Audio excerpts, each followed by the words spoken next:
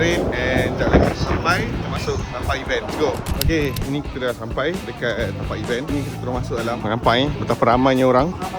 So ni semua orang tengah beratur untuk masuk. Kita tiket lain, jom kita masuk dulu. Alright, so kita dah masuk. Inilah dia, Tokyo Auto Saloon guys. Jom, kita jalan.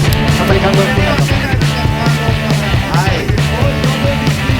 Ini nak minta sains tunggang Baby Supra. Hei, aku rasa lepas ni kena cari Honda.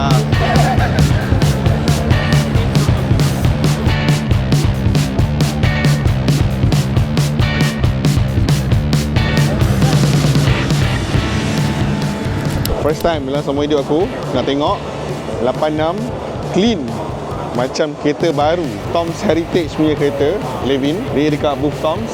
Okay, Corolla Levin 86. So kat sini belakang dia letak plate Tom's Heritage. Warna memang immaculate gila. Dari segi luaran aku cakap kau ni 86 paling perfect pernah aku nampak.